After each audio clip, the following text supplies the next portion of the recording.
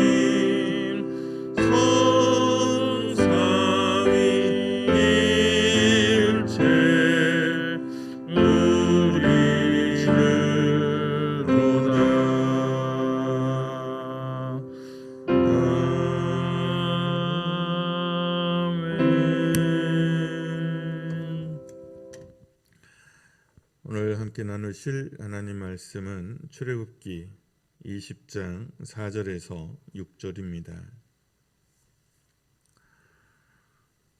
출애굽기 20장 4절에서 6절 함께 다 같이 봉독합니다. 시작. 너를 위하여 새긴 우상을 만들지 말고 또 위로 하늘에 있는 것이나 아래로 땅에 있는 것이나 땅 아래 물속에 있는 것에 어떤 형상도 만들지 말며 그것들에게 절하지 말며 그것들을 섬기지 말라. 나 내 하나님 여호와는 질투하는 하나님인즉 나를 미워하는 자의 죄를 갚되 아버지로부터 아들에게로 3, 4대까지 이르게 하거니와 나를 사랑하고 내 계명을 지키는 자에게는 1000대까지 은혜를 베푸느니라. 아멘. 우상을 만들지 말고 절하지 말아라 하는 이 두 번째 계명은 다른 신을 섬기지 말라는 1계명의 연장선처럼 보이기는 하지만 실제로는 조금 포지션이 다릅니다. 우상을 만들지 말라. 우상의 첫 번째 속성은 하나님을 위한 것이 아니라 만드는 사람을 위해서 있습니다. 그러니까 너를 위하여, 나를 위하여 만드는 것, 그게 우상입니다. 또 여기서 형상을 만들지 말라 그랬을 때는 물론 다른 신의 형상에 대한 것도 있기는 하겠죠. 그러나 그건 중복입니다. 그러니까 엄밀히 따지면 여기서 말하는 건 다른 신의 형상을 말하는 게 아니라 하나님의 형상을 말하는 겁니다. 그러니까 여호와의 형상을 만들지 말라는 거예요. 출애굽 이제 이후에 우리가 송아지 이야기가 나오잖아요. 그 송아지를 일컬어서 송아지 형상을 만들어 놓고 뭐라고 그랬냐면 애굽에서 우리를 인도하신 하나님 여호와다 이렇게 표현합니다. 그러니까 눈으로 보이는 형상으로 하나님을 만들지 말라는 거예요. 그리고 그 표현물에 우상에 무릎 꿇지 말라는 겁니다. 그러니까 왜 이런 계명을 주셨을까요? 사람은 자꾸 눈에 보이는 것으로 환원하려고 하는 속성이 있습니다. 사람은 보이지 않는 것은 믿지 못하게 돼 있어요. 기본적으로. 그러니까 우리가 믿음을 가지고 있잖아요. 보이지 않는 것에 대한 믿음을 가지고 있죠. 그래서 이거는 하나님의 은혜고 선물이라고 볼 수 있어요. 그러니까 하나님의 은혜고 선물인 거죠. 우리의 믿음조차도. 형상은 제한합니다. 제한적인 뜻을 가져요.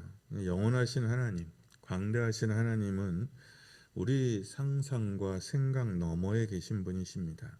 그리고 하나님은 영원하시고 자유하신 분입니다. 그러니까 어떤 것에 매이거나 또 어떤 것에 제한되시는 분이 아니에요. 그래서 그 형상물 자체가 모욕이 되고 또 심지어는 이름조차도 그렇습니다. 그래서 이름을 묻는 모세에게 하나님이 I am I 이렇게 대답을 하십니다. 그러니까 이름 따위에 내가 규정되고 제한되는 그런 신이 아니다라는 뜻이에요. 그러니까 여호와의 이름을 찬양하라 이럴 때 그 고백 안에 들어있는 제한적인 의미가 있어요. 그런데 실제로는 하나님이 우리에게 이름을 가르쳐주지 않은 거나 다름이 없어요. 우상은 가짜죠. 사람이 만든 형상이에요. 그러니 우상은 하나님이 아니니 우리를 구원할 수 없어요. 그래서 하나님은 그들에게 절하지 말라고 합니다. 우상은 가짜죠. 가짜니까 가짜에 무릎 꿇는 삶을 살지 말라는 뜻입니다. 그러니까 이 계명은 1계명과 좀 다른 연장선 속에 있어요. 이 시대에 우리 시대의 문화에서 이 시대의 문화에서 절한다는 것은 종이 주인에게 하는 겁니다. 우리처럼 자녀가 부모에게 하는 것과 달라요. 제자가 선생에게 하는 것과 다릅니다. 신하가 왕에게, 종이 주인에게 하는 겁니다. 그러니까 이 시대에도 이 동네에도 절하는 문화가 있기는 해요. 그런데 자식이 부모에게 절하고 그런 건 없어요. 그건 우리 이쪽 동네에 넘어와서 유교적인 예법이에요. 그리고 무릎을 꿇고 절을 한다는 건 부복한다는 것은 종이 주인에게 할 때 그리고 종도 주인에게 그렇게 잘 하지 않습니다. 그러니까 정말 큰 잘못을 했거나 뭐 특별한 일이 있어야 그렇게 하지 뭐 절하고 그러지 않아요.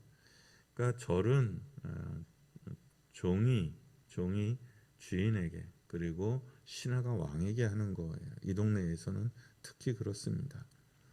그런데 하나님은 우리를 어떻게 소개하냐면 당신을 소개할 때 애굽 땅 종되었던 집에서 우리를 이끌어냈다는 거예요.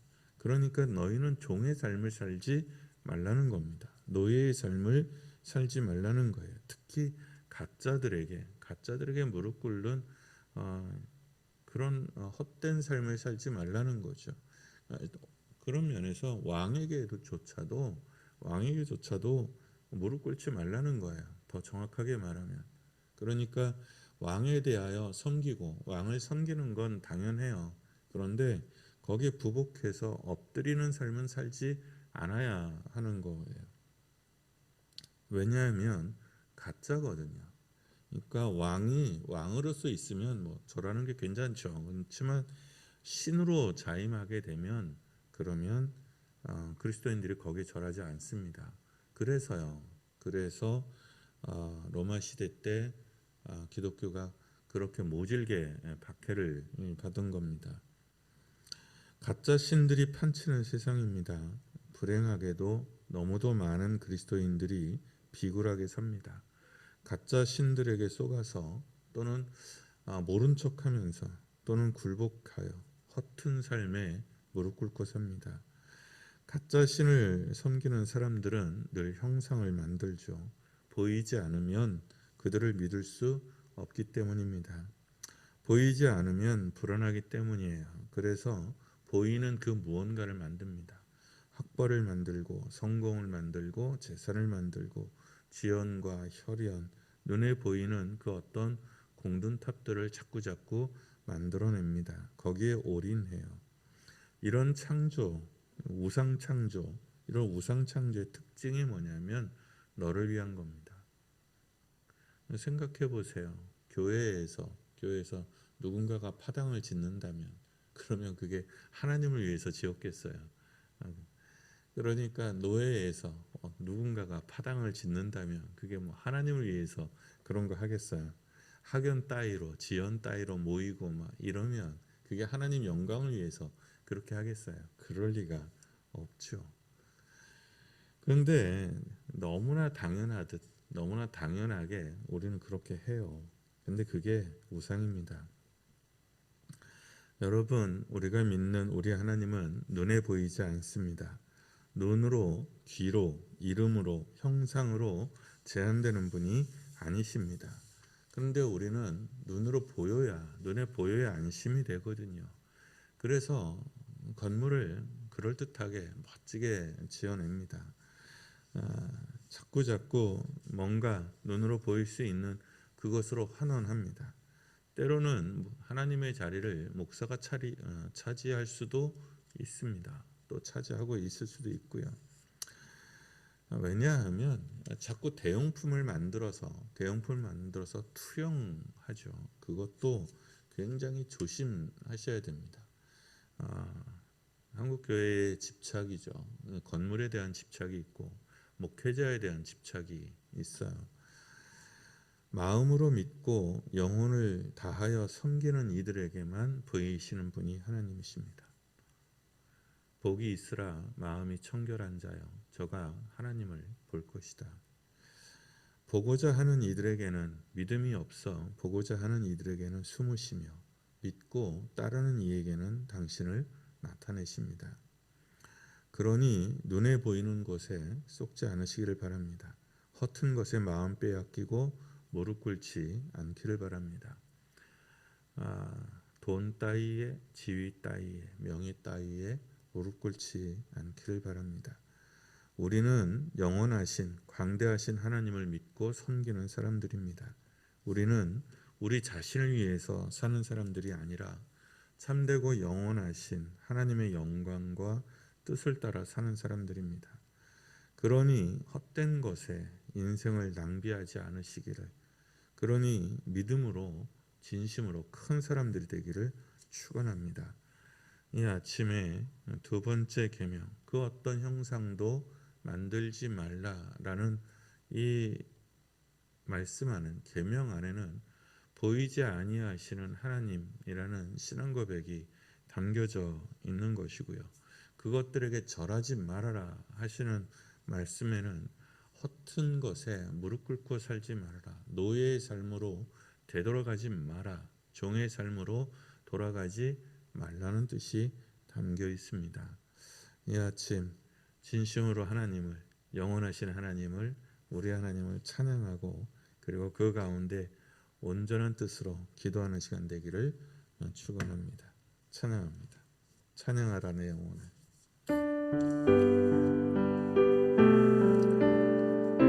크신 하나님을 묵상하며 찬양합니다. 구원의 하나님을 찬양합니다. 찬양하라 내 영혼을.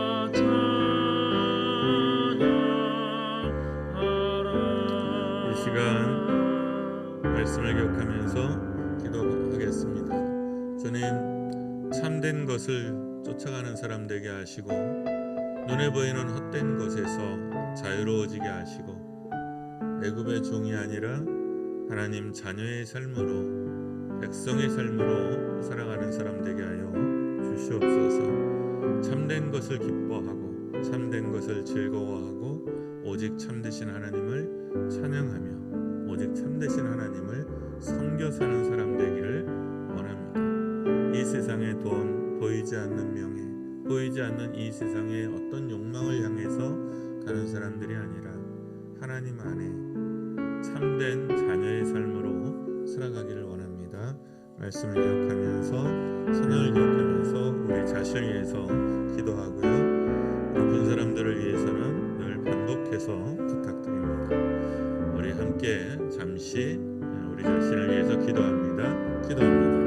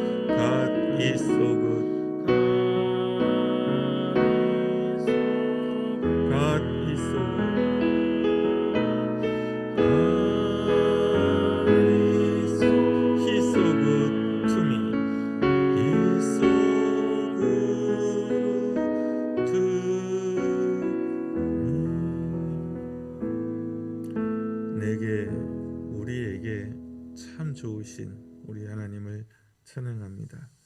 내게 우리에게 참으로 놀라우신 우리 하나님을 찬양합니다.